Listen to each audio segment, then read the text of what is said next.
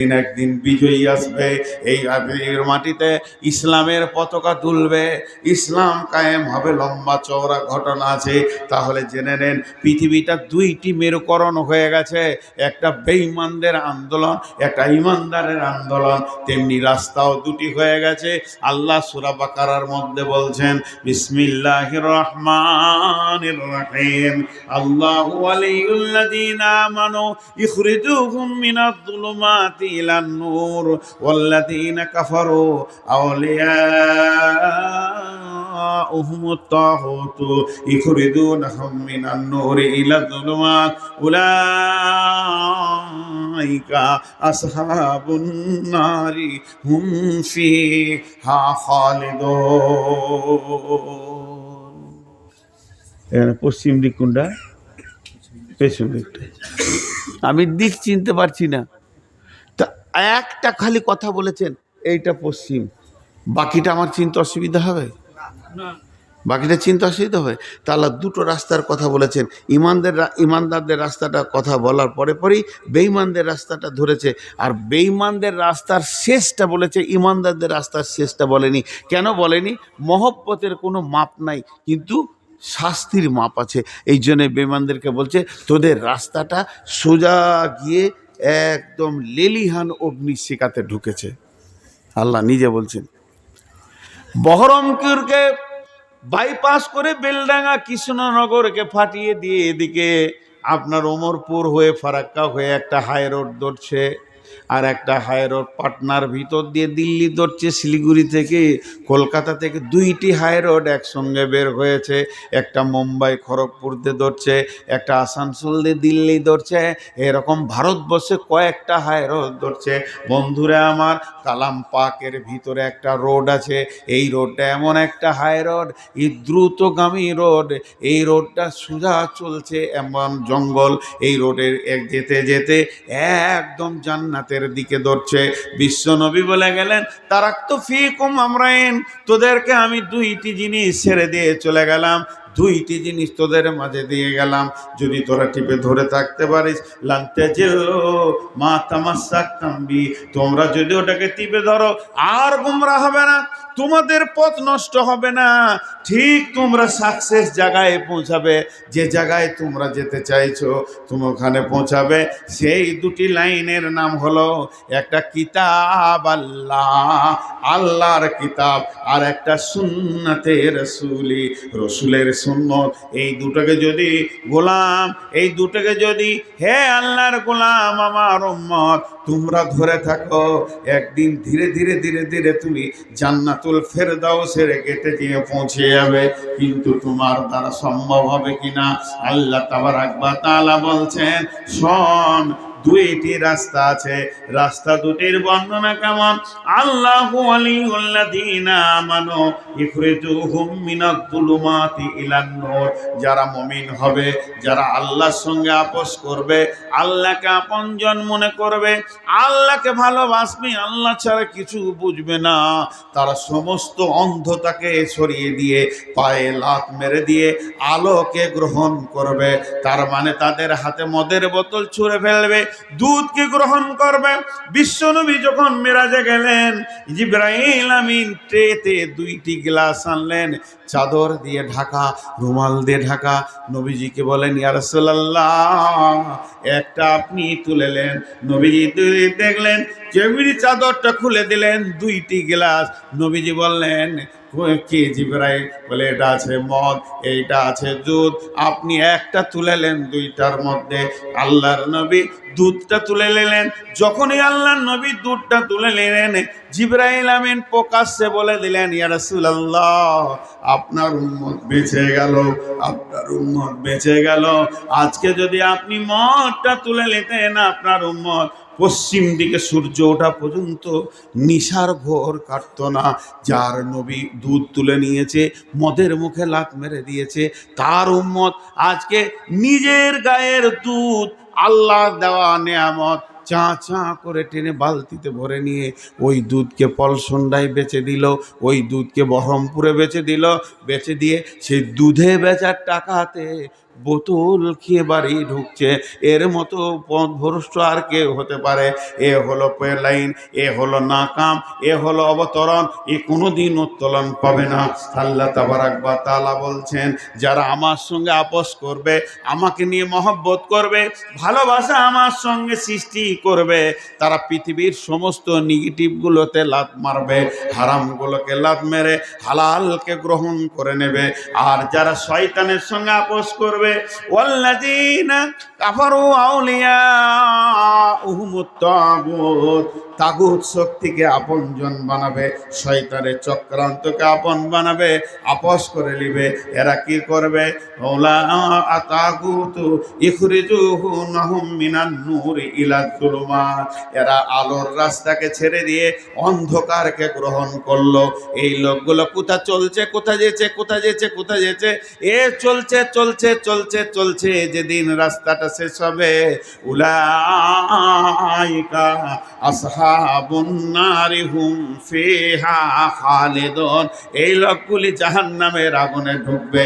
তার মানে এরা পায়ে করে আলোকে ঠেলে দিয়ে আঁধারকে গ্রহণ করেছে, ভাত মুড়ি ছেড়ে দিয়ে খৈনি গুল গোরাকু জর্দা হারামকে গ্রহণ করেছে, সুদ খেয়েছে, দাড়ি মেরেছে, লুচ্চামি করেছে, রান্ডিগিরি করেছে, পৃথিবীর যত নোংরা জিনিস আছে স্বাগতম জানি চায়।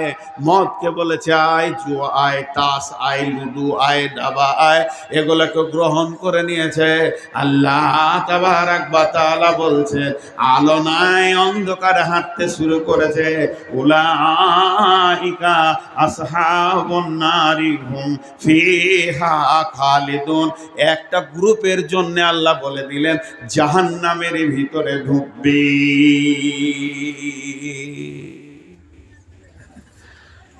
কোনটা নিব কোনটা নিব না, নিজের বিবেককে জিজ্ঞেস করেন, কোনটা নিব কোনটা নিব না। আমি কি ডান হাতে সার্টিফিকেট পেতে চাই? আমার মন কি চাই যে ডান হাতে সার্টিফিকেট লি? তো ভাই চলেন একবার জান্নাতের রাস্তা দিয়ে হাঁটি। যদি আমার বাড়ি এখান থেকে কিছু না হলো 140-45 কিলোমিটার হবে কি 50 কিলোমিটার হবে এখান থেকে আমার বাড়ি, তো এই রাস্তায় খুব সুন্দর রাস্তা, কিন্তু আমি আপনাদেরকে বলছি, আমার বাড়ি যেতে হলে রাস্তায় একটা সুড়ঙ্গ পথ আছে। মন দিয়ে শুনেন, সুড়ঙ্গ পথ আছে। সেই সুড়ঙ্গ পথটা আপনাকে অতিক্রম করতে হবে। এর জন্য টর্চ লাইট, লাঠি, সাপ থাকতে পারে, ভয়ানক অজগর থাকতে পারে, সেই মালগুলোকে আপনি সাথে নেন। তারপরে সুড়ঙ্গটা যখন শেষ হবে, বিশাল একটা জঙ্গল, যেখানে বাঘ, ভালুক, সিংহ সব রেডি, অজগর, কুমির দূরে বেড়াচ্ছে। ওই জায়গায় আপনাকে মোকাবেলা করে বেরিয়ে ব্রিজে উঠতে হবে। ব্রিজটা যখন আপনি হাঁটতে শুরু করবেন, যেই ব্রিজটা শেষ হবে, ব্রিজে একটা পা থাকবে, আর একটা পা আমার ঘরের চৌকাটায় পড়বে। যখনই ঘরের চৌকাটায় ঢুকে যাবে তো কামিয়াব। রব্বুল আলামিন এটা বলছেন। তাহলে এই পথের পাথিওলাও কোন কোন জিনিস তোমার দরকার আছে? সূরা বাকারায় 8খানা জিনিসের কথা আল্লাহ বলেছেন। এবার আপনারা গুনেলেন, যালিকাল কিতাবু লা রাইবা ফীহি হুদাল লিল মুত্তাকিন আল্লাযীনা ইউমিনুনা বিল গায়বি ওয়া ইউকিমুনাস সালাতা ওয়া মিম্মা রাযাকনাহুম ইউনফিকুন ওয়াল্লাযীনা ইউমিনুনা বিমা উনজিলা ইলাইকা ওয়া মা উনজিলা মিন ক্বাবলিকা ওয়া বিল আখিরাতি হুম ইউকিনুন।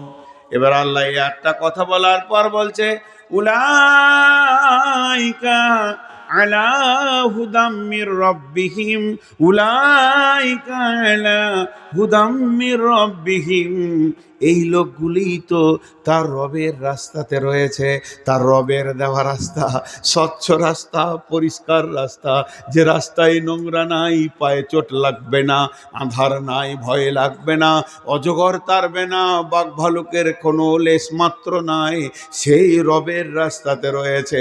ওয়া উলাইকা হুমুল, বলেন, মুফলিহুন, এরাই কামিয়াব। এরাই তো আল্লাহর রাস্তায় রয়েছে। যার কাছে 8টা জিনিস আছে সে তো কামিয়াব, এ তো অন্ধকারে নাই। আল্লাহ নিজে বলছেন, যে রাস্তার কথা আমি বলছি এবার বুঝলেন, সেই রোডটা আছে কোরআনের ভিতরে, জান্নাতের রাস্তা। আমরা হাঁটছি এই পৃথিবী জান্নাতের দিকে চলছি। সুলঙ্গ পথ, আমাদের জীবনে সুলঙ্গ পথ বলতে কবরকে বোঝানো হয়েছে। কবরে আপনাকে অজগরে তাড়বে, কবর একটা আঁধার জায়গা।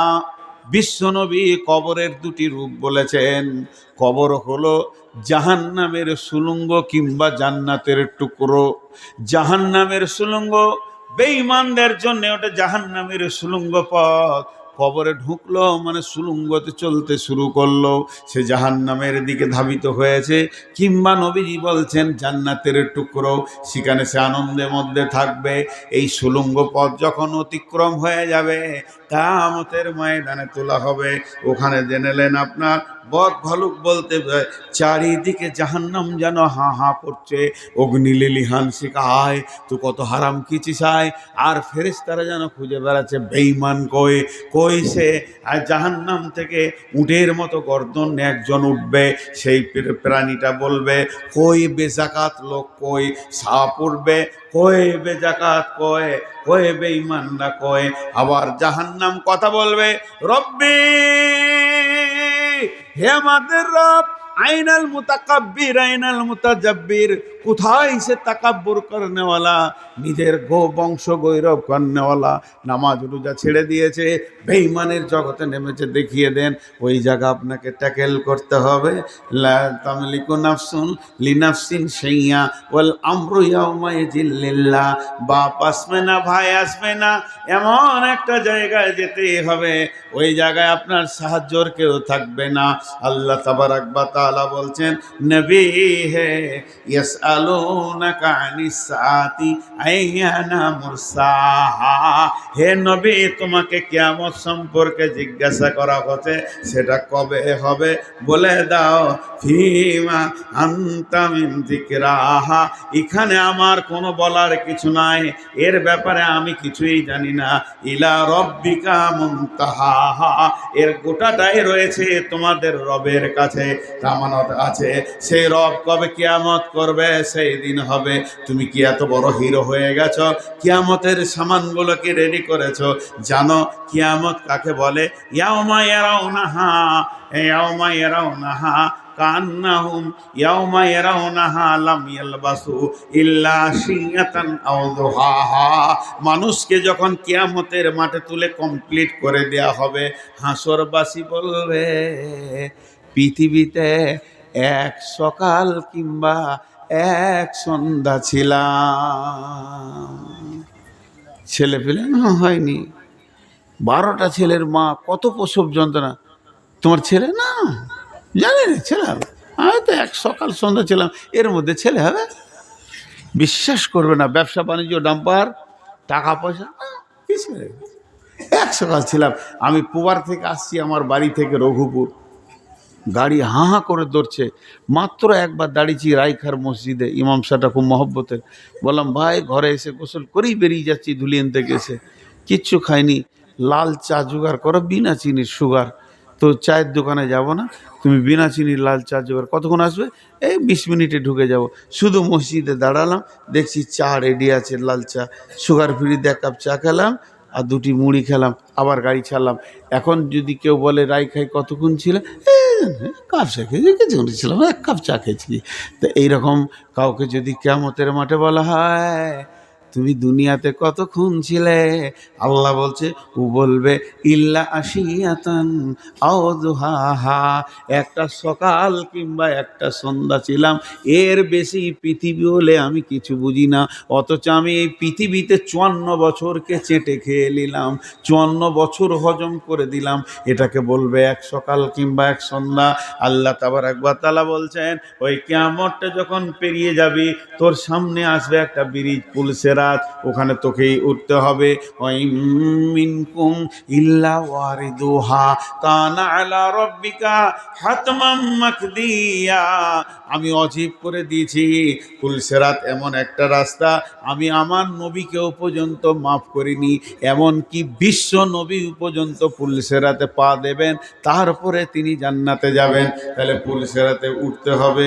ওইটা পার হয়ে গিয়ে যখন তুই জান্নাতের চৌকাটা ঢুকবে, ওই দিনটাই তোর ঈদের দিন, ওইটাই হলো তোর আনন্দের দিন। ওই আনন্দ আর কোনো দিন ভাঙবে না, নষ্ট হবে না, আজরাইল তোর বিরুদ্ধে যাবে না, বয়স এক্সপায়ার হবে না, 33 থেকে 34 হবে না, কোটি বিলিয়ন মিলিয়ন বছর থাকবে, আবাদান আবাদা থাকবে, আর বয়স বাড়বে না। এরই নাম হলো আপনার কিনা সাকসেস, এরই নাম হলো পাস। গোটা রাস্তাটা বলে দিলাম, বাকি থাকলো সামানগুলো কি কি নেব। জলসা হচ্ছে মাদ্রাসার, একটা কোরআন শরীফ নাই ওইখানে, ছি ছি ছি, দেখবো ভুলে গেছি তো। মনে করছে যে মৌলানা সাহেব, শেখ সাহেব যেমন পণ্ডিত, তো নূর মোহাম্মদ মনে হয় পণ্ডিত। মূর্খ সূর্খ মানুষ দু একবার কোরআন শরীফটা খুলে দেখবো, তা নেই। আবার এখন কোরআন আনতে যান না, মানে শেষ বয়স আর সাজিয়ে লাভ নেই। এবারে 8টা জিনিস আপনাদের সামনে একটা একটা করে গুনিয়ে দিই, কোরআন থাকলে তুলে দেখাতে পারতাম। আল্লাহ বলছেন, যালিকাল কিতাবু লা রাইবা ফীহি। নাম্বার 1, যদি সুলঙ্গ পথ পের হয়ে অতিক্রম করে তুমি জান্নাতের গেটে পৌঁছাতে চাও, তো প্রথম নম্বরে আমার কোরআনের ওপরে কোনো সন্দেহ রাখিও না। যা আছে তা সত্য আছে, সত্য ছাড়া মিথ্যার লেশ মাত্র নাই। মহাসত্য কোরআনকে গ্রহণ করো, আগে এই কিতাবকে গ্রহণ করো। এই কিতাবের মধ্যে কোনো সন্দেহ নেই, কিতাবে সন্দেহ নাই, জি না। একটা জের, একটা জবর, একটা পেশ, একটা তাসদিদ, একটা অক্ষর, কোনো সন্দেহ নাই। গোটা কোরআনটা সত্য এবং গোটা কোরআনটা আল্লাহর বাণী। গোটা কোরআনটা কার বাণী? আল্লাহর। আল্লাহর নাম মহব্বতের সঙ্গে লিব, আল্লাহ খুশি হবেন। গোটা কোরআনটা কার বাণী? আল্লাহর। এর মধ্যে কোনো সন্দেহ নেই। সন্দেহ না থাকার কারণটা কি? বিসমিল্লাহির রহমানির রহিম। হুয়াল্লাযী বা'আসা ফিল উম্মিয়িনা রাসূলাম মিনহুম ইয়াতলু আলাইহিম আয়াতিহি ওয়া ইউযাক্কিহিম ওয়া ইউআল্লিমুহুমুল কিতাবা ওয়াল হিকমা ওয়া ইন কানূ মিন ক্বাবলু লাফী যালালিম মুবিন। আয়াতটা অন্য, তফসির, এই আয়াতের ব্যাখ্যা অন্য, এই আয়াতের সাবজেক্ট অন্য। শিক্ষা সম্পর্কে বলতে গেলে আয়াতটা কাজে লাগে। শুধু সামান্য একটু জড়িয়ে নেব। ফিল উম্মি, আমাদের নবী উম্মি ছিলেন। আমাদের চমি মূর্খ ছিলেন বলবেন না, তিনি পণ্ডিতের পণ্ডিতের পণ্ডিত ছিলেন, কিন্তু স্বাক্ষর ছিলেন না, তিনি অক্ষর দেখেননি, তার মানে অক্ষর চিনতেন না। বিশ্ব নবীকে অক্ষর দেওয়া হলো না কেন? বিশ্ব নবীকে অক্ষর দেওয়া হলো না কেন? তিনাকে অক্ষরের জ্ঞান দেওয়া হলো না কেন? আল্লাহ তিনাকে স্বাক্ষর করলেন না কেন? চারটা কারণ আছে, দুটো দুর্বল কারণ আর দুটো সবল কারণ। দুর্বল কারণ একটা বলছে মানুষ মা বাপ ছিল না, পড়াবে কে, এটা দুর্বল কারণ। দ্বিতীয় কারণ হচ্ছে সারা পৃথিবীর লোক অক্ষরের মাধ্যমে শিক্ষিত, আমার নবী বিনা অক্ষরে শিক্ষিত, আরও দামি হলো, আমার নবীকে কোনো অক্ষর লাগে না, আরও শিক্ষিত। 3 নম্বর সব থেকে এটা হলো আপনার কিনা এটা কারণ যে আল্লাহ চায়নি যে আমার নবীকে কেউ পড়াক। কার বুকে এত সাহস আছে, কার বুকে এত পাটা আছে, কার হিম্মত আছে বলবে মোহাম্মদ আয় আমার কাছে পড়? এই হিম্মতটা কারও হবে না। কেউ আমার নবীর শিক্ষক হোক এটা আল্লাহ চাননি। যদি একবার কেউ নবীজির শিক্ষক হয়ে যেতেন তাহলে সে তো নবীর থেকে সম্মান পেয়ে যেতেন। আর সব থেকে যে নির্যাস কারণ, সব থেকে যেটা সলিড কারণ, আল্লাহ তাবারাক ওয়া তাআলা তার নবীর মাধ্যম দিয়ে গোটা কোরআনটাকে নাজিল করছেন। আল্লাহ তাবারাক ওয়া তাআলা তার নবীর মাধ্যম দিয়ে গোটা কোরআনটাকে নাজিল করছেন। এর জন্যই নবীকে নিরক্ষর করে দিলেন, যাতে করে কেউ না বলে যে এটা আল্লাহর বাণী লয়। এখানে নবী মুহাম্মদ দুটা কলম ভরে দিয়েছে, দুইটা অক্ষর ভরে দিয়েছে, দুটা ভাষা ভরে দিয়েছে। এটা আবু জাহেল বলেনি, এটা আবু সুফিয়ান বলেনি, এটা উমাইয়া বলেনি, বেঈমান উতবা উতাইবা সাইবা কেউ বলতে পারেনি যে কোরআনের ভিতরে আমার নবী আখিরি নবী দু অক্ষরে লিখে দিয়েছে। কেন? সবাই জানতো এটা তার লেখা নয়, সেহেতু সে লিখতে পড়তে জানে না। এই কোরআনটাকে কিয়ামত পর্যন্ত সলিড রাখার জন্য আল্লাহ তার নবীকে নিরক্ষর করে দিলেন। কিন্তু ভাইরে আল্লাহ চ্যালেঞ্জ দিয়েছেন, ওয়াইন কুনতুম ফি রাইবিম মিম্মা নাযালনা আলা আবদিনা ফাতু বিসূরাতিম মিন মিসলিহি ওয়াদউ শুহাদাআকুম মিন দুনিল্লাহি ইন কুনতুম সাদিকিন।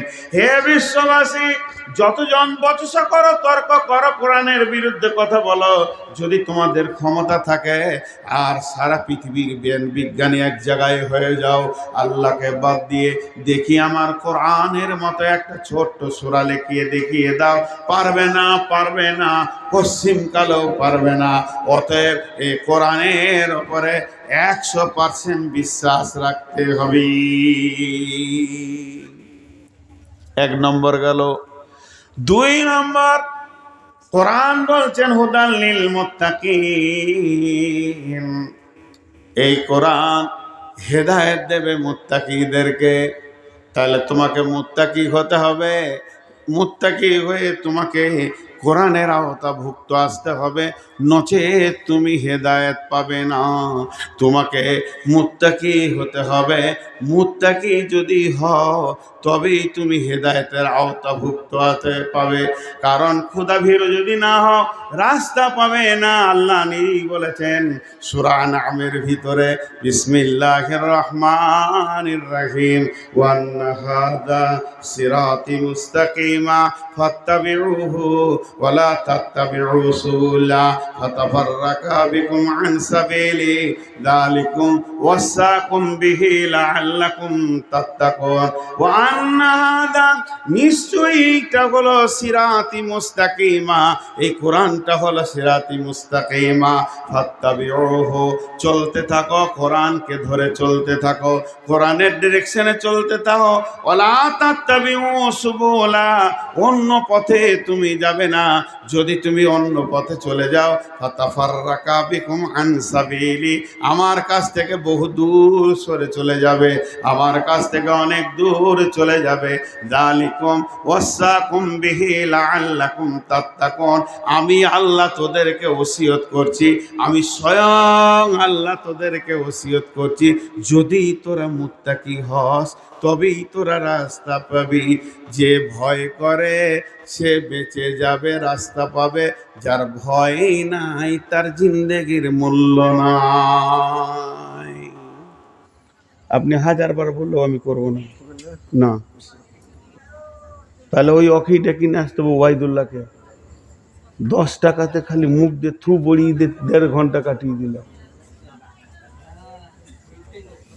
যদি লাখবার বলি, কমিটির পায়ে ধরে যদি বলি যে আমাকে দে 9টায় কালেকশন করে দেবো, আমাদের কালেকশনের বক্তা, কালেকশনের বক্তা আছে, আপনি উঠে গেলে জালসা শেষ হয়ে যাবে। তো আমি শেষ করবো কেন? 1 টাকা কালেকশন করবো না।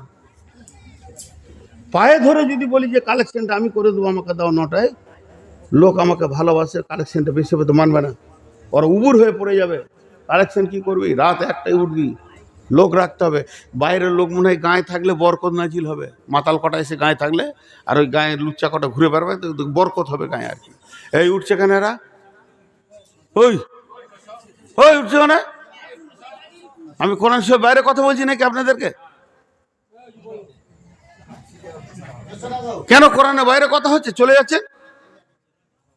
আমি রোগা মানুষ বসে পানি খেয়ে চালাইছি, আর ফ্যাক ফ্যাক করে হেসে চলে গেছে। আবার কমিটিকে বলবে যারা 12টায় দিও, বেয়াদবের দল।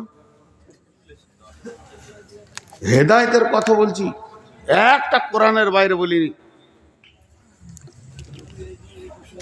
উঠতে উঠতে সব উঠে গেল, খালি বলছে তোমার জন্য বসে থাকবে। এই বুড়াকে কেউ দেখালে বসে থাকে? হ্যাঁ হ্যাঁ, 13টা আছে, 13টা। প্রথমে যে ভিড়টা ছিল আছে এখন? সুবহানাল্লাহ, আজীব ব্যাপার। আমাকে সবাই পাগলা বানাইছে গো। জি, বিসমিল্লাহির রহমানির রহিম। সব কোরআন থেকে বলছি, আজকে নিয়ত করেছি, আর এটা বাড়ি থেকে নিয়ত করে এসেছিলাম যেটা বলবো। খালি মানুষ চলে গেছে তো মনটা ভেঙে গেছে। আল্লাহ তাবারাক ওয়া তাআলা বললেন হুদাল লিল মুত্তাকিন। এই তাফসীর ইবনে কাসির একটা ঘটনা এনেছেন।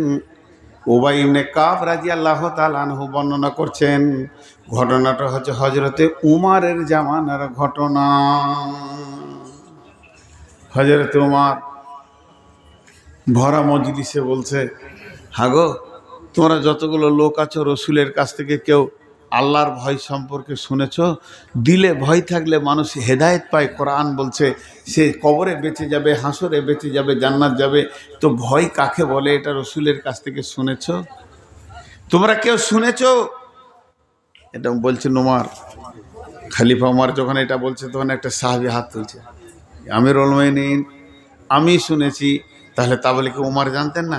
উমার জানতেন। উমার চাইছে আমি আর একজনের কাছে শুনবো, আমার দিলটা আল্লাহর ভয় সঞ্চার হবে, আল্লাহর ভয় আসবে আমার দিলে, আমিও একটা হেদায়েতের রাস্তা পেয়ে যাব। তাই উবাই ইবনে কাবকে বললেন, উবাই ইবনে কাব রে, আয় একবার আল্লাহ রসুল কাকে আল্লাহর ভয় বলেছে বুঝিয়ে দে।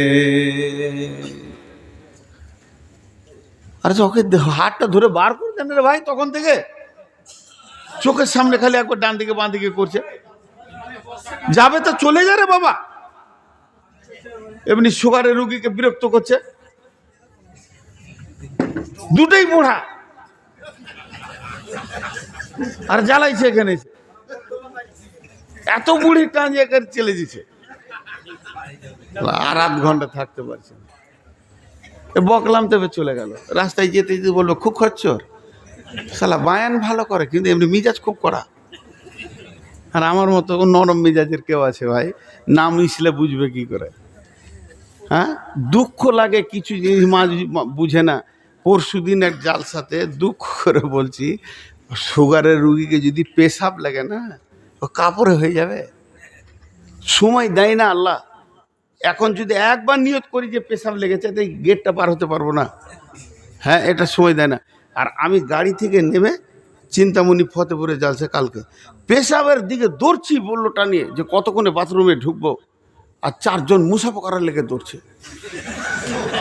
তো মনে হচ্ছে আমার কাপড়ে হয়ে যাবে। আল্লাহ মাফ করুক, এক হাতে টিপে ধরে আছি যে আমার পেশাব যেন কাপড়ে না লাগে। আর বলছি হুজুর কখন এলেন, কোন দিক থেকে এলেন? আচ্ছা, মানুষ বাথরুমে যখন যাবে অন্তত তখন তো আলাপ করো না। জানার কি দরকার আছে? বাথরুমে যেতে এখন আলাপ করবো না? বাথরুম তো আমার থাকার জায়গা নাই, তাতে সে নর্মাল লোক হোক। একটা লোক যখন বাথরুমে যেতে, তাহলে কোরআন শরীফ ভালো জিনিস না খারাপ জিনিস? তাহলে আপনি পায়খানায় বসেছেন, আমি সূরা ইয়াসিন শোনাতে যাব? পাছা উদুম করে সূরা ইয়াসিন শুনবেন না আয়াতুল কুরসি পড়াবো? আবার বলছে জানে জি। তো একটা সময় একটা জিনিস বুঝতে হবে যে একটা মানুষ কোন দিকে কি আছে। তো যাই হোক, আমি যে আয়াতে দিয়েছি আবার ফিরে আসছি। মানে সুগার হলে যেমন মাথা একটু গরম হয়তো হয়েও গেছে আর কি, কী করবো। তো আপনারা রাগ করিয়েন না, উঠবেন না কেউ, বসেন। তা আমি কথাটা কি বলছিলাম, যে আপনাকে আমাকে পথের পাঠিয়ে দিতে হবে। তো হযরত উমর উবাই ইবনে কাবকে ডাকলেন। যে উমর মিষ্টি করে বলছে, ভাই কাব, একবার বলে দাও, একবার বলে দাও আল্লাহর ভয় কাকে বলে। উবাই ইবনে কাব আমিরুল মুমিনিনকে বলছে, আমিরুল মুমিনিন, আপনি জীবনে তো অনেক রাস্তা চলেছেন, হেঁটেছেন, অতিক্রম করেছেন, কোনোদিন কাঁটাযুক্ত রাস্তায় হেঁটেছেন? কেমন? দুই ধারে জমি, মধ্যখানে আলপথ, অতি সরু চিকন মিহি আলপথ, আর দুই দিকে জমিতে ফসল আছে। জমির মালিক দুই দিকে জমিকে কাঁটা দিয়ে দিয়ে দিয়ে দিয়ে বেড়া দিয়েছে। কুলের কাঁটা, বোড়ের কাঁটা, বাবলার কাঁটা, আর কি কাঁটার ডাল দিয়ে বেড়া দিয়েছে, ফসলকে সংরক্ষণ করেছে। তাহলে ডান দিকের জমিতে কাঁটার বেড়া, বাঁ দিকে জমিতে কাঁটার বেড়া, দুই দিকে কাঁটার বেড়া, মধ্য রাস্তাতে আপনি কোনোদিন হেঁটেছেন কি? হযরত আমিরুল মুমিনিন বলছে, উবাই ইবনে কাব রে, আমি একবার হেঁটেছি। উবাই ইবনে কাব বলছেন, কেমন করে হাঁটলেন? বলে, জামাটাকে স্যামটি নিলাম, চাদরগুলোকে গুছিয়ে নিলাম, না ডান দিকে ঝুঁকি না বাঁ দিকে ঝুঁকি, একদম সাবধানতা অবলম্বন করে এই আলটার এক প্রান্ত থেকে আর এক প্রান্তে চলে গেলাম। উবাই ইবনে কাব বলছেন, বাস বাস বাস, হয়ে গেছে। বিশ্ব নবী এটাকে আল আর ভয় বলেছেন। তার কারণ হলো পৃথিবীটা শয়তান কাঁটা দিয়ে বেড়া দিয়ে দিয়েছে। একদিকে লুডো, একদিকে তাস, একদিকে জুয়া, একদিকে মদ, একদিকে সুদ, একদিকে বেশ্যা, একদিকে রান্ডি, একদিকে ফেসবুক, একদিকে ইউটিউব। সারা পৃথিবীটা যেন মুমিনের জন্যে কাঁটাযুক্ত হয়ে গেছে।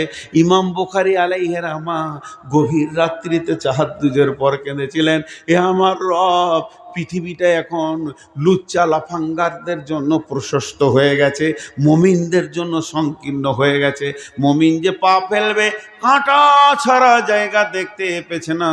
হ্যাঁ মাবুদ, আর পৃথিবী ভালো লাগছে না, তোমার গোলামকে তোমার কাছে করে নাও। ফজরের নামাজ, তাহাজ্জুদে উনি দোয়া করলেন, ফজরের পরেই আল্লাহ ওনাকে নিয়ে নিলেন। বন্ধুরা আমার, তাদের দোয়া কেমন ছিল? তাই উবাই ইবনে কাব বলছেন, আমিরুল মুমিনিন দুই দিকের কাঁটা থেকে নিজেকে বাঁচিয়ে যেমন আলটা অতিক্রম করেছিলেন, মায়ের পেট থেকে কবর পর্যন্ত চারিদিকে খালি কাঁটা আর কাঁটা। এই কাঁটা থেকে নিজেকে বাঁচানোর নাম হচ্ছে আল্লাহর ভয়। আল্লাহ এই জন্য বলেছেন, হুদাল্লিল মুত্তাকিন। 3 নম্বরে বলছেন, আল্লাযীনা ইউমিনুনা বিল গায়বি, আল্লাযীনা ইউমিনুনা বিল গায়বি। যে লোকটা গায়েবের উপরে ঈমান আনবে, অদৃশ্যের উপরে ঈমান আনতে হবে। আল্লাহকে দেখলাম না, ঈমান আনতে হবে। ফেরেশতা দেখলাম না, ঈমান আনতে হবে। জাহান্নাম দেখলাম না, ঈমান আনতে হবে। জান্নাত দেখলাম না, ঈমান আনতে হবে। পুলসিরাতের খবর শুনে নিয়েছি, ঈমান আনতে হবে। আর আপনার কিনা কবরে আযাবে বিশ্বাস করতে হবে। মরার পরে একটা লম্বা জিন্দেগি আছে, তার উপরে দৃঢ় বিশ্বাস করতে হবে। আর গায়েবের উপরে ঈমান আনতে হবে। চোখে দেখে যেমন বিশ্বাস, চোখে দেখে যেমন বিশ্বাস, ঈমানই না দেখে যে জিনিসগুলো দেখা যাবে না মরার আগে পর্যন্ত, কশ্চিন কালেও চেষ্টা করলে আল্লাহকে দেখা যাবে না, জান্নাত জাহান্নাম দেখা যাবে না, এগুলোকে বিশ্বাস করতে হবে। নবীজি বলেন, হারিস রে, তোমার ঈমানের খবর বলো। হারিস রাদিয়াল্লাহু তাআলা আনহু বলছেন, ইয়া রাসূলুল্লাহ, আমি ঈমানে 100-তে 100 প্ল্যাটফর্মে দাঁড়িয়ে আছি। ইয়া রাসূলুল্লাহ, আমার ঈমান 1 ইঞ্চি কমেনি, আমি 100-তে 100 ঈমানদার। নবীজি বলছেন, হারিস, তোমার দাবি অনেক মজবুত, তুমি 100-তে 100 ঈমানদার, তা কেন তুমি ঈমানদার বলো তো? তুমি নিজেকে এত কনফিডেন্স রেখেছো কেন, নিজের ওপরে এত আত্মবিশ্বাস কেন? তুমি একবার বলো। হযরত হারিস বলছেন, ইয়া রাসূলুল্লাহ, তাহলে শুনেন, আমি যখন ফজরের নামাজ পড়েছি, তেলাওয়াত করেছি, জিকির করেছি, তারপর থেকে আমার মনটা উদাস, উদাস তো উদাস, আমি আর মন, আমার বিবেক, আমার ব্রেন দুটি কাজ করেছে ফজর থেকে সন্ধ্যা পর্যন্ত। বলে কি কাজ? এক নম্বর হলো, আপনি যেমন করে জাহান্নামের বর্ণনা আপনার জবান দিয়ে যেমন যেমন যেমন যেমন শুনেছি, আল্লাহর কালাম পাক জাহান্নামের বর্ণনা যেমন যেমন যেমন যেমন দিয়েছে, আমার মনে হচ্ছে, আমার ধ্যান ধারণা বিবেক বলছে, দুই চোখে যেন আমি জাহান্নামকে দেখতে পেয়েছি। সব সময় যেন জাহান্নামের আগুন একে অপরে ছেঁড়াছিঁড়ি করছে, জাহান্নামীরা আর্তনাদ করছে, তাদেরকে ইল্লা হামিমা ওয়া গাসসাকা, পিচ গরম পানি রোজ রক্ত খাওয়ানো হচ্ছে, জাক্কুম জারিয়া ঘাস খাওয়ানো হচ্ছে। আর জাহান্নামীদের অবস্থাগুলো আমি দেখে থরথর করে কাঁপছি। পক্ষান্তরে আপনি যেমন যেমন যেমন যেমন যেমন যেমন যেমন যেমন জান্নাতের কথা বলেছেন, যেমন যেমন আল্লাহ জান্নাতের কথা বলেছে, জান্নাতের আঙ্গুরে থোকার কলাগুলো যেন আমি দেখতে পেয়েছি, সেখানে সারি সারিবদ্ধভাবে মাছ ঘুরে বেড়াচ্ছে, আর নিয়ামত জান্নাতীরা যেন ভোগ করছে। এই অবস্থা যেন আমি চোখ দিয়ে দেখতে পেয়েছি। মনে হচ্ছে আমার আর্তনাদ আমার কানে আসছে, আনন্দ উৎফুল্ল আমার কানে আসছে। আমার চোখ কান এতটুকু ভুল করেনি, আপনার জবান আর আল্লাহর কালাম পাকের সঙ্গে মিলে গেছে। এইভাবে আমার সকাল গেল, এই অবস্থায় আমার জোহর গেল, এই অবস্থায় আমার সন্ধ্যা হতে চলেছে।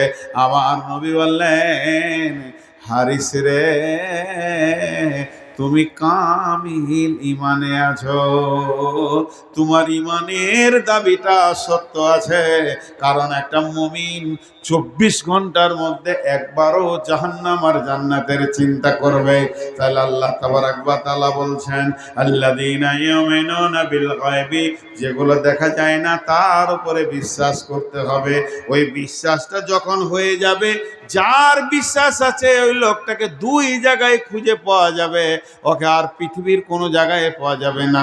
এক নম্বর হলো আল্লাযীনা ইয়ুকিমুনাস সালাতা, ওকে নামাজের কাতারে পাওয়া যাবে, নামাজের কাতারে পাওয়া যাবে। এই লোকটা বেঈমান, এই লোকটা ঈমানদার, আমি জানি না, ঈমান তো ভিতরের ব্যাপার, দেখা যায় না। তবে যদি কোনো লোক আজান শোনার পর মসজিদে যায়, তার ব্যাপারে ঈমানের সাক্ষী দেওয়া যাবে, লোকটা ঈমানদার। তারপরে যদি গুনাহগার করে, গুনাহ করে, তাহলে ঈমানদার লোক গুনাহ করেছে বলা যাবে, কিন্তু বেঈমান বলা যাবে না। আজান শোনার পর যদি কোনো লোক মসজিদে না যায়, সে নিশ্চয়ই বেঈমান, এ ব্যাপারে কোনো সন্দেহ নাই। আল্লাহ বলছেন, ওই লোকেরা যারা আমাকে গায়েবের ওপরে বিশ্বাস করে নিয়েছে, ওদেরকে দুই জায়গায় পাওয়া যাবে। আল্লাযীনা ইয়ুকিমুনাস সালাতা, নামাজের কাতারে পাওয়া যাবে। ওয়া মিম্মা রাযাকনাহুম ইউনফিকুন, যেখানে দিনকে বাঁচানোর জন্য দান করা হবে, ওই জায়গায় লোকটার হাত পাওয়া যাবে। একদিকে নামাজ পড়বে, একদিকে দান করবে।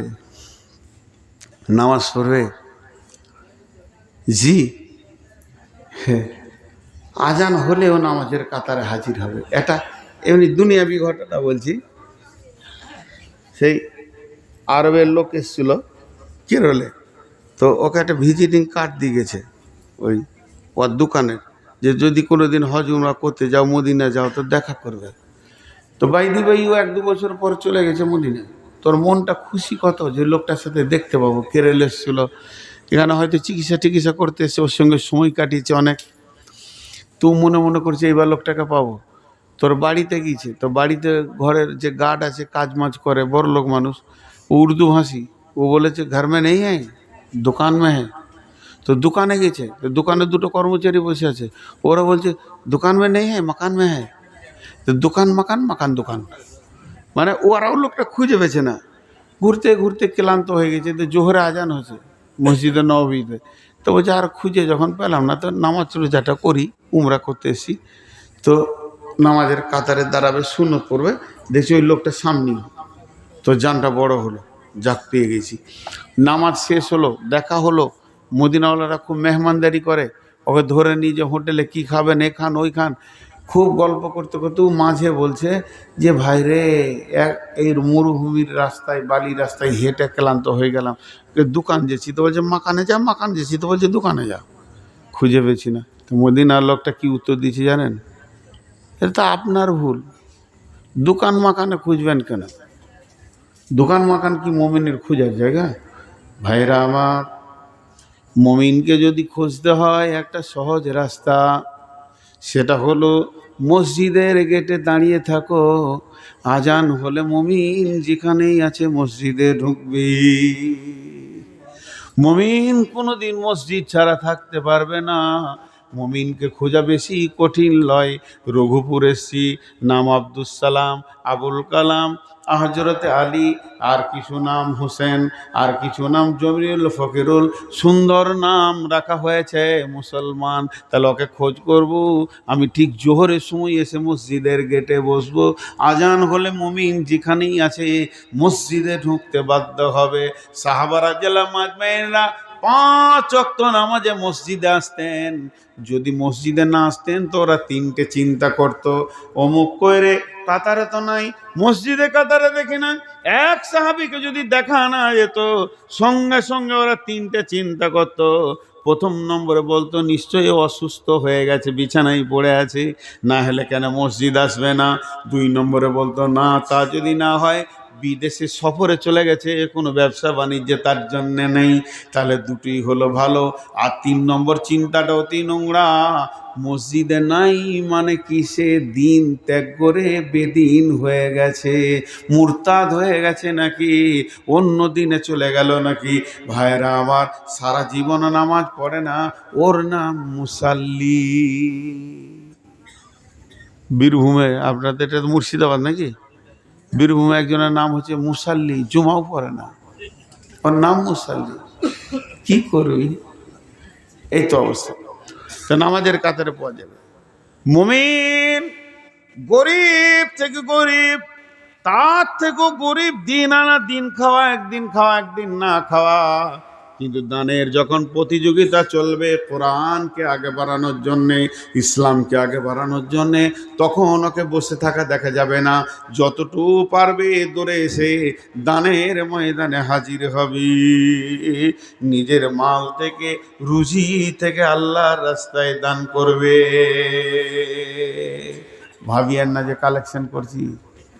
হ্যাঁ, এতেই 2 জনা উঠে গেল। জি, খবরদার। আর একজন সুলবুল করছে, ওকে যেতে দেবো না, উঠলেই ওকে ধুমকাবো আমি। কেন এত রাতে তুলেছ? বসো, আমি একা রাত জাগবো? হযরত আব্দুল্লাহ জুলবাদেন বিরাট সম্ভ্রান্ত ঘরের ছেলে, বাপ মারা গেছে, চাচার কাছে মানুষ হচ্ছে, চাচাও আবার ছেলে পেলে নাই, বাঁঝা কেউ বলে। 2 বাপের এক ছেলে, সকালে যে কাপড় পরতো বিকালে সেটা পরতো না, বিকালে যে আতরটা মাখতো সকালে সেন্ট নিত না। এত ধনী ঘরের ছেলে, কিন্তু যেদিন ইসলামকে কবুল করলো, ওর চাচা ওর শরীরে সমস্ত কাপড় চোপড় খুলে নিয়ে ন্যাংটা একটা ব্যাচেলিয়ার অ্যাডাল্ট ছেলেকে ন্যাংটা ঘর থেকে বার করে দিল। ওর মা একটা কম্বলকে ছুঁড়ে দিল, কম্বলটা ফেরে 2 ভাগ করে নিয়ে পাছাতে একটা নিয়ে নিল, আর একটা গায়ে ছোট করে নিয়ে মসজিদে নববীতে দাঁড়িয়ে আছে। নবীজি বলছেন, আব্দুল্লাহ তোমার অবস্থা কেন এমন? আব্দুল্লাহ বললেন, ইয়া রাসূলুল্লাহ, পৃথিবীর সমস্ত জিনিসের মুখে লাত মেরে দিয়েছি, আমি আল্লাহকে পেয়েছি, রসুলকে পেয়েছি, কালাম পাককে পেয়েছি, এর জন্য ওগুলোকে ত্যাগ করে চলে এসেছি। ওই ধনী ঘরের ছেলেটা এখন আসাবে সুফফাদের সদস্য হয়ে গেল, কখনো খেতে পায় কখনো পায় না, কোনো দিন 3 দিন 7 দিন আলেমদেরকে জিজ্ঞেস করেন আসাবে সুফফার যে লোকগুলো ছিল কি অবস্থায় কাটাছো, যাদের ঘর বাড়ি ছিল না, সংসার ছিল না, বিবি ছেলে পিলে ছিল না, খাওয়া দাওয়ার ব্যবস্থা নাই, সাদকার মাল হাদিয়া এলে একবার খেতে পেত না, এলে পেত না, সেই দলে ঢুকে গেল সম্ভ্রান্ত ঘরের ছেলেটা।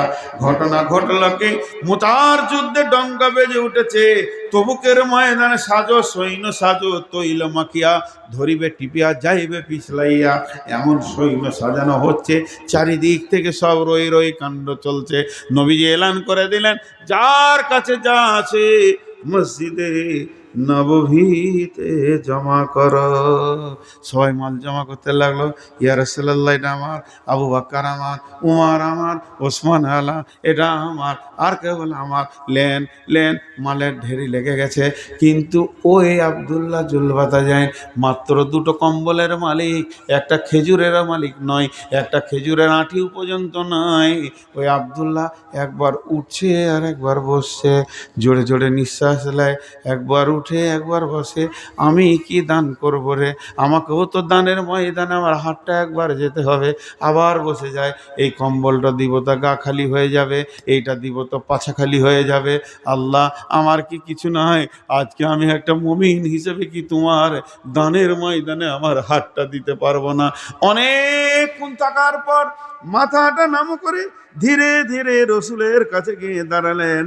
নবীজি খালি কথা বলেছেন, বেশি লম্বা নয়, ছোট্ট করে, আব্দুল্লাহ তুমি।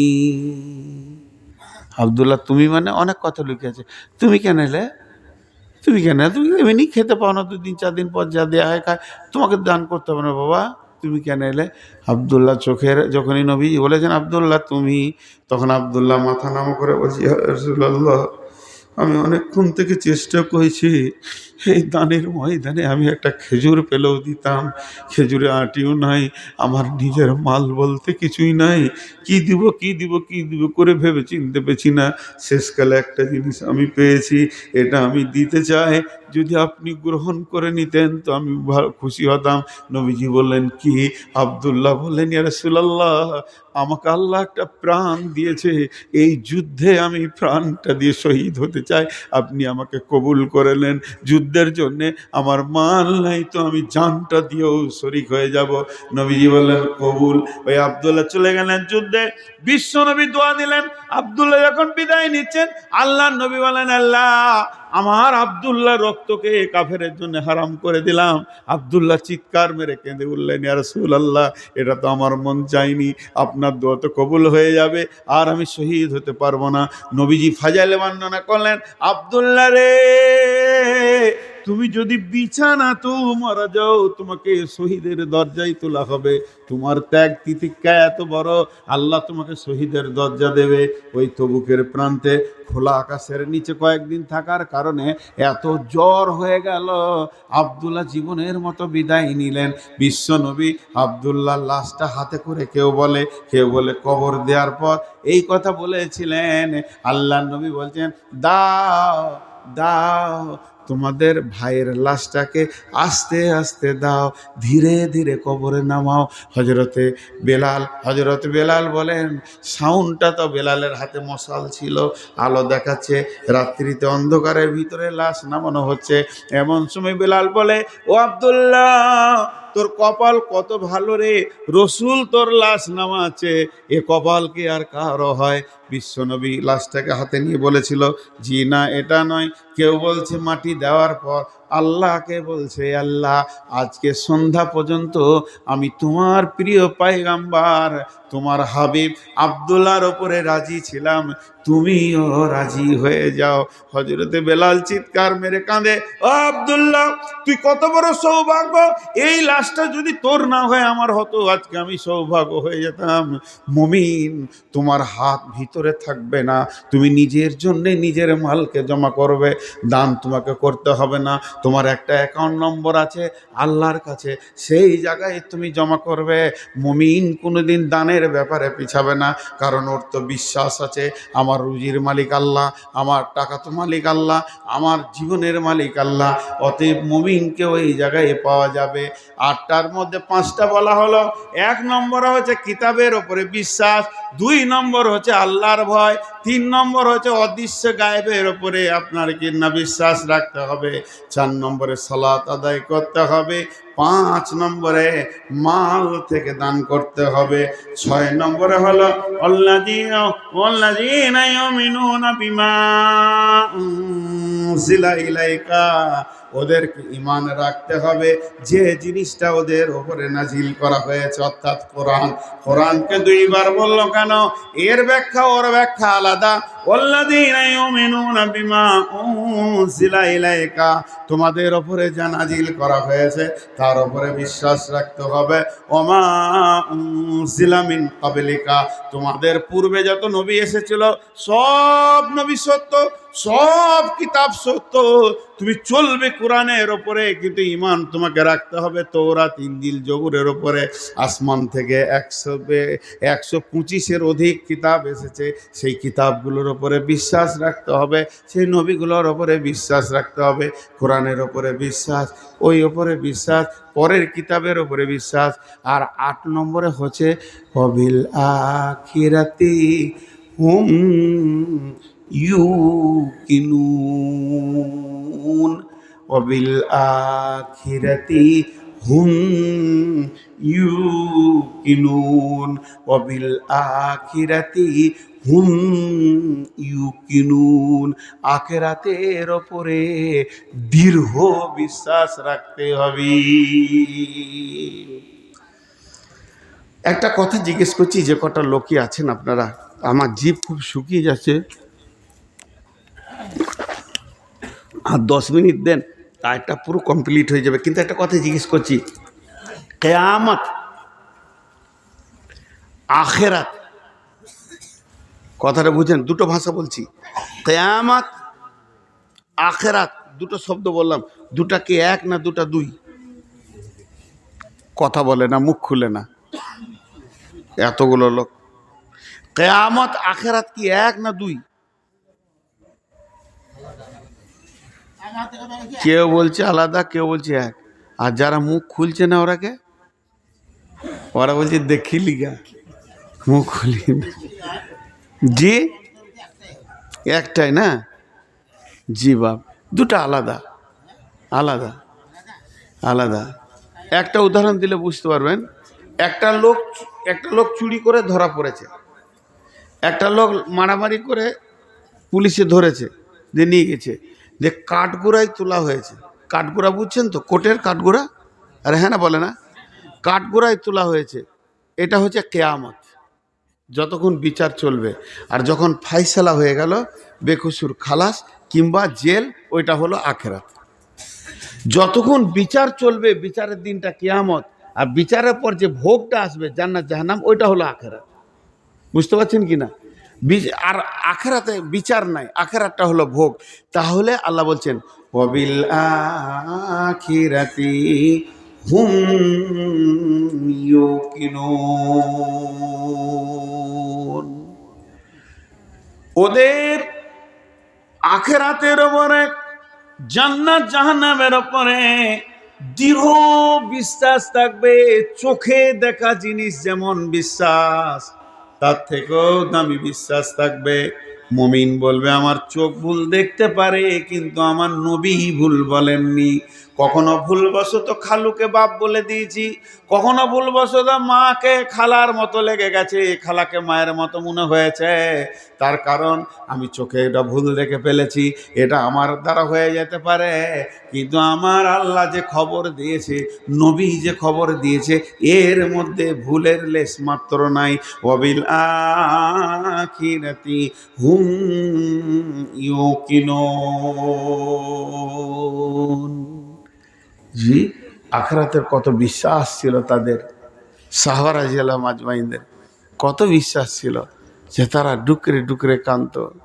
জি, হযরত ওমর বিখ্যাত মানুষ, মানুষের ডিগ্রিগুলো শুনে নেন। হযরত ওমরের একটা নাম ছিল, সাহাবীরা বলতেন মাওফাকুল ওয়াহি। হযরত ওমরকে মাওফাকুল ওয়াহি বলা হতো। সাহাবীরা আদর করে বলতেন মাওফাকুল ওয়াহি। কেন? হযরত ওমর এমন কথা বলেছে, আল্লাহ কোরআনে ওহী নাজিল করে দিয়েছেন। কোরআনের কয়েকটি আয়াত উমরের জবান দিয়ে বের হয়েছে, আর আল্লাহ নাজিল করে দিয়েছেন। এর জন্য ওকে মাওফাকুল ওহী বলা হতো। মেয়েদেরকে যে পর্দায় ভরতে হবে, এই পর্দার ব্যাপারে উমরের সূচনা ছিল। উমর চেয়েছিলেন যে পর্দা হয়ে যাক, কেন? উমার দেখছিলেন রসুলের ঘরে সাহাবীরা ঢুকছে বেরুচ্ছে, উমারকে ভালো লাগেনি। উমার বললেন, আল্লাহ, পর্দা হলে কত ভালো হতো, রসুলের ঘর থেকে সব দূরে সরে থাকতো, নবীর বিবিদের সাথে দেখা সাক্ষাৎ হয়ে গেছে লোকের। উমারের মনের কামনার ভিতরে সঙ্গে সঙ্গে পর্দার আয়াত নাজিল হলো। ঠিক হয়ে রাখাম, বাইতুল মুকাদ্দিসটা ছিল আমাদের কেবলা, ওই দিকে দাঁড়িয়ে আগে নামাজ হতো। কিন্তু আল্লাহ যখন ওটাকে বাতিল ঘোষণা করে দিল, কাবাটাকে কেবলা করে দিল, আসরের নামাজে রুকু অবস্থায় ঘুরে গেল আল্লাহ রসুল, কাবাটা কেবলা হয়ে গেল। বিশ্ব নবী কাবাতে নামাজ পড়তে গেছেন, চারিদিকে ঘুরছেন, কোন দিকে শুরু করব? পূব দিক থেকে পশ্চিমে তাও হবে, পশ্চিম দিক থেকে পূব দিকে তাও হবে, উত্তর থেকে দক্ষিণে হবে, দক্ষিণ থেকে উত্তরে হবে, কোন দিকে আমি নামাজটা শুরু করব? সাহাবারা জেলা মাজমাইনদেরকে জিজ্ঞেস করলেন, বলো গো, আমাকে পরামর্শ দাও। যার যেমন ব্রেন ছিল সে সেরকম পরামর্শ দিলেন। কেউ বললেন, হুজুর আপনি শুরু করে দেন, আমরাও কাতার বেঁধে দিছি। কিন্তু নবীজি উমারকে বললেন, উমার, উমার, তোমার মন কি বলছে তুমি বলো। উমার বললেন, ইয়া রাসূলুল্লাহ, আমাকে একটু সময় লাগবে।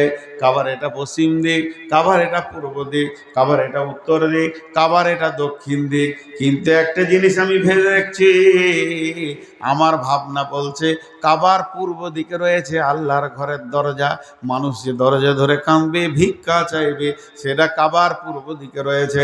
শুধু তাই নয়, মুলতাজিমটা কাবার পূর্ব দিকে রয়েছে, যেখানে হযরত ইবনে আব্বাস বর্ণনা করছেন রসুল গাল ঠেকিয়ে কাবাতে এরকম গাল ঠেকিয়ে দোয়া করেছেন, কখনো কখনো বুক ঠেকিয়ে দোয়া করেছেন। এই জায়গাটা কাবার পূর্ব দিকে রয়েছে। রয়েছে হাজরে আসওয়াদটা কাবার পূর্ব দক্ষিণ কোণে রয়েছে। নবীজি জমজমের কূপ, যেটা আপনার বংশ পরম্পরায় আপনার দাদি হাজরাতে হাজেরা যে পানিটা আল্লাহর কাছ থেকে এনেছিলেন, সেই পানির ধারাটা কাবার পূর্ব দিকে রয়েছে। শুধু এতটুকু নয়, আপনার বংশের দাদা আপনার ইব্রাহিম, তার পদচিহ্ন রয়েছে কাবার পূর্ব দিকে, সাফা মারওয়া রয়েছে কাবার পূর্ব দিকে। আল্লাহকে এটা ভালো লেগেছে। কাবার দরজার সামনে, এইটা কাবার দরজা, এইখান থেকে 15 ফুট বাই 10 ফুট, এই জায়গাটা মসজিদ নয়, এই জায়গাটা মসজিদে হারামের নয়, এই জায়গাটা আল্লাহ নিজেও নেননি, আল্লাহর জায়গা। আল্লাহ দান করে দিয়েছেন কাকে? রেজিস্ট্রি করে দিয়েছেন কার নামে? রেকর্ড পর্চা দলিল হয়ে গেছে ইব্রাহিমের নামে। ওই জায়গাটা কোরআনে নাম এসছে মাকাম ইব্রাহিম। এটা পৃথিবীর কেউ কেটে দিতে পারবে না। যদিও আল্লাহর ঘরের সামনে জায়গা, আল্লাহর নিজস্ব জায়গা, কত প্রেম ভালোবাসা ছিল খলিলের সঙ্গে, দোস্তি কত ছিল, জায়গাটা দিয়ে দিল। আল্লাহ চাইছে আমার জায়গা, আমার বন্ধুর জায়গা পাশে পাশে লেগে থাকে। তাহলে ইব্রাহিমের কোরবানি কত, আল্লাহর ঘরের দরজার সামনে জায়গা। এই রেস্ট্রিটা আপনার আমার বহরমপুরে হয়নি, মক্কা মদিনায় হয়নি, স্বয়ং আরশাল্লাহ রেস্ট্রি করে কোরআনে নাম দিয়ে দিয়েছে মাকাম ইব্রাহিম। এবার ওমর বলছে, আমার মন চাইছে আপনি যে বংশের লোক, ওই বংশের স্মৃতিকে রাখার জন্যে আপনি ইব্রাহিমের জায়গায় মুসল্লা লেখে নামাজ শুরু করে দেন। যেই কথা উমর বললেন, সঙ্গে সঙ্গে আয়াত নাজিল হলো, ওয়াত্তাখাযু মিন মাকাম ইব্রাহিম মুসাল্লা। নবী হে, ইব্রাহিমের জায়গায় মুসল্লা রেখে নামাজ শুরু করো, ওখানেই তুমি নামাজ পড়ো। এটা নাজিল হয়ে গেল। আজও সেখানে সব ইমামরা মুসাল্লা রেখে নামাজ পড়ছে। তাহলে উমর কত বিচক্ষণ ছিলেন! উমরের ডিগ্রি আর কি আছে? হযরত নবী মুহাম্মদুর রাসূলুল্লাহ আখেরি পয়গম্বর উমরের ডিগ্রি দিয়েছেন, লাউ কানা বাদি নবিয়ান কানা লাহু উমর। আমার পরে যদি নবী হওয়ার রাস্তা খোলা থাকতো, আল্লাহ যদি কাউকে নবী বানাতেন, হযরতে উমরকে বানাতেন। বন্ধুরে আমার, এত বড় ডিগ্রি, এত বড় কোয়ালিফাইড মানুষ, এত বড় দামি মানুষ হযরত উমরকে বর্ষা মেরে দিয়েছে। আবু লুলু নামে ব্যক্তিটা, যে কথাটা বলার জন্য এতগুলো কথা বললাম, শেষ কথাটা এবার শুনেন। ওই ব্যক্তিটার পিঠে মেরেছে বর্ষা, বুক দিয়ে বের হয়ে গেছে। মুখে দুধ খেলে সেই দুধ ফেটে যাচ্ছে না, সেই দুধ পানি, দুধ ক্ষত জায়গায় বের হয়ে যাচ্ছেন। হযরত উমর ওই অবস্থায় পড়ে রয়েছে। যাই যাই মানে মৃত্যু দরজার দিকে এবার যাওয়ার পালা পড়ে গেছে। হয়েছিল তোমার গল করে রক্ত। এমন সময় সাহাবীদের ভিতরে হাওতাস আমিরুল মুমিনিন শহীদ হয়ে গেছেন, আমিরুল মুমিনিনকে মারা হয়েছে, হা হু করে চলে আসছে। এমন সময় একটা সাহাবী বেখিয়ালে এসে দাঁড়িয়ে গেছে, কিন্তু ওর পায়ের গোড়ালির নিচে লুঙ্গিটা চলে গেছে, যে কাপড়টা পরে গেছে চলে গেছে।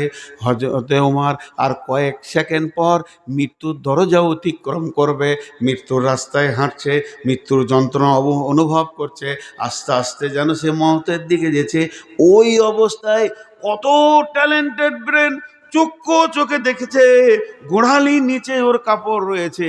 ওকে ডেকে বলছে, হে আল্লাহর গোলাম, ওরে আল্লাহর গোলাম, ওরে রসুলের উম্মত, উমার মারা গেলে ইসলামের বড় ক্ষতি হবে না।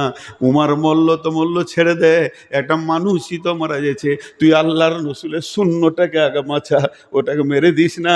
ওটা যদি মরে যায় কি করে বাঁচবি রে? কোন রাস্তায় চলবি রে? কি করে কামিয়াবি পাবি রে? কামিয়াবিটাকে ধ্বংস করিস না।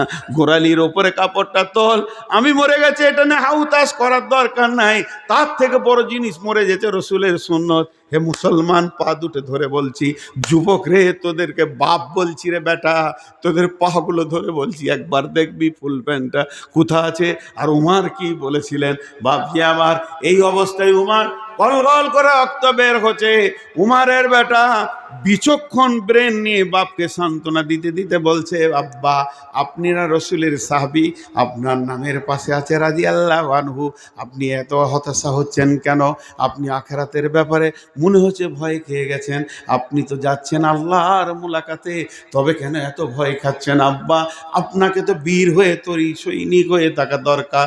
যেমন অবস্থায় বলছে, বেটা তুই তোর বাপকে চিনিছিস? তোর বাপ খলিফা, তোর বাপ হলো একটা ইসলাম জাহানের দ্বিতীয় খলিফা।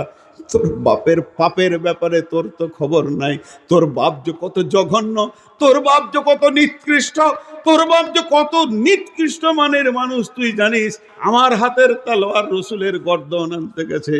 বাপ সেইগুলো সব মনে পড়ছে রে।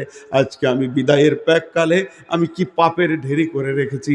অতএব শুনেলে আমি তো জানছি, আমি মওতকে ভয় করি না রে বাবা, মওতকে গলায় লাগিলুব সাদরে, কিন্তু মওতের পর আখেরাতে ওয়াবিল আখিরাতি হুম ইউকিনুন, যে আখেরাতের মালিক বসে আছে তার সামনে কেমন করে দাঁড়াবো?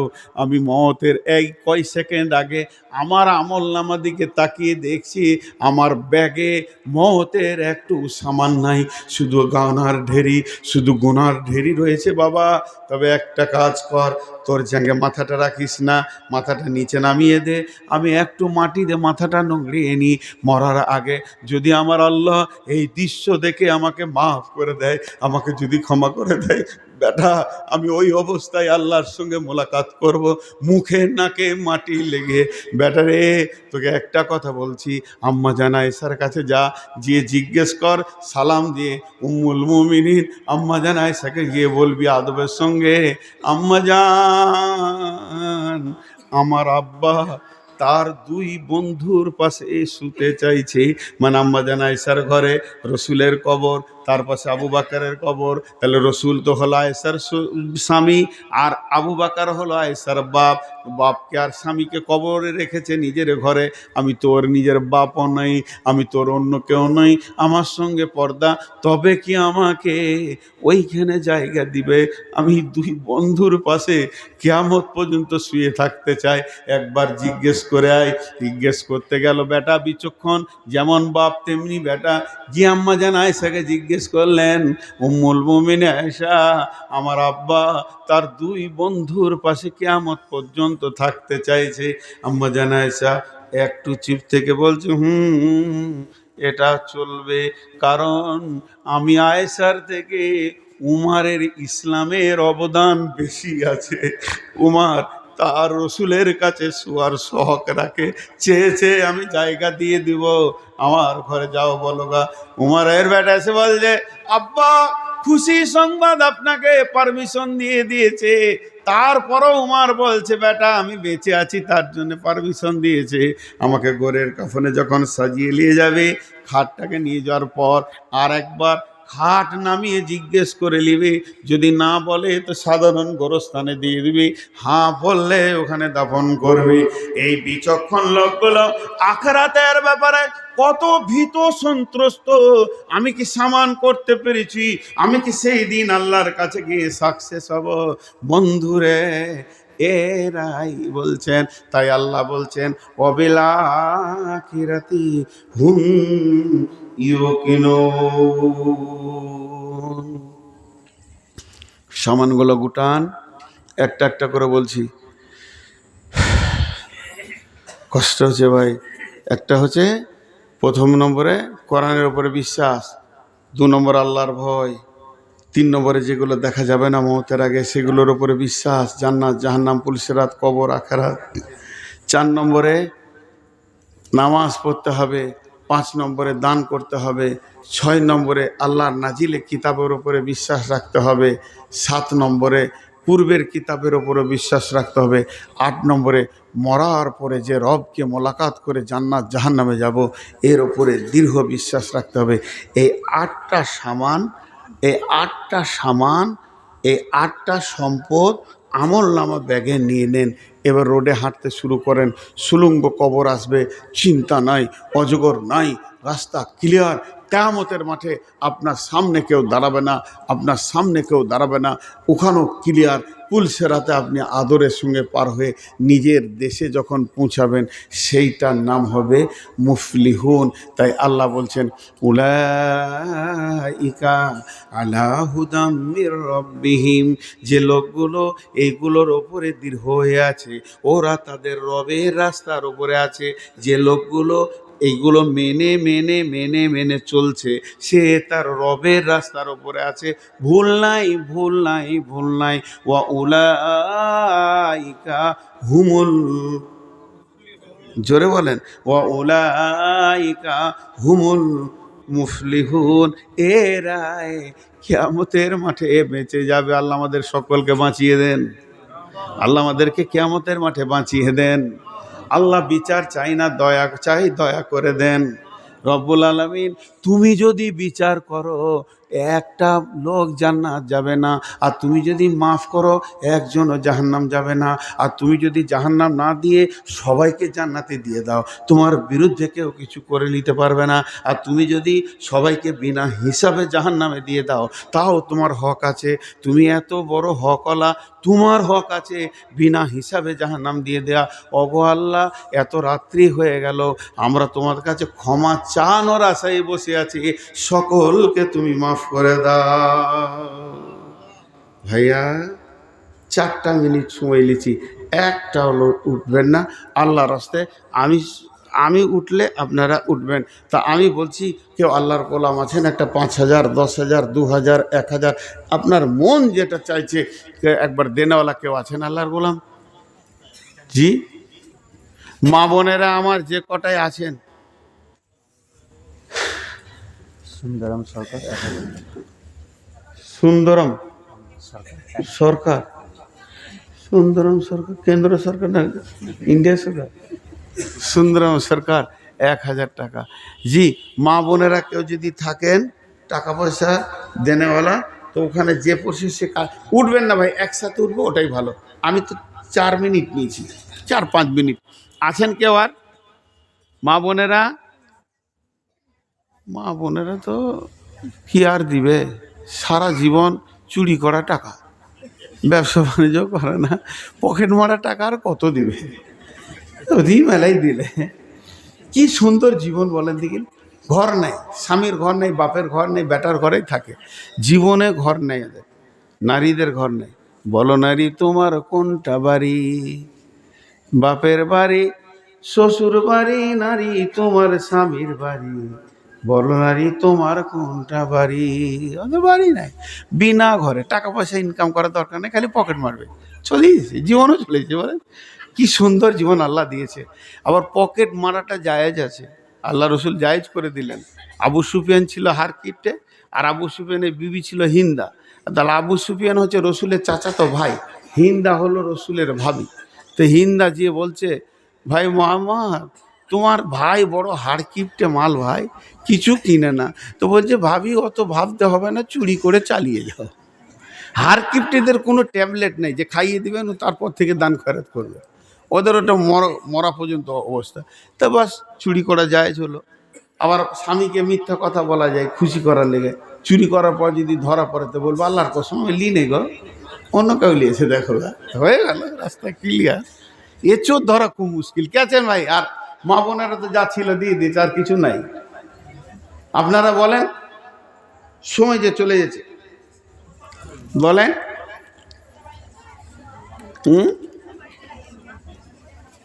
সুবহান আল্লাহ। আমি ভাবছি 12:30 বাজে, 1:30 বেজে গেল।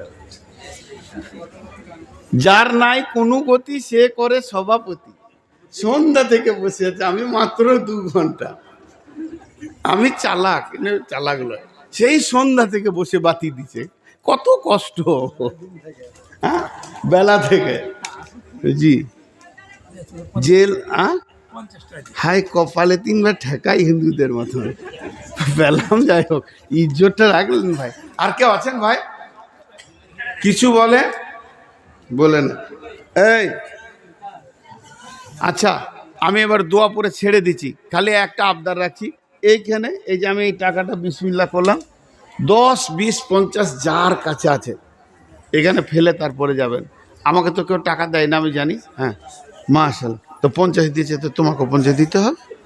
দাও একটা 10 টাকা দাও, টাকা বাড়াও। হ্যাঁ দাও।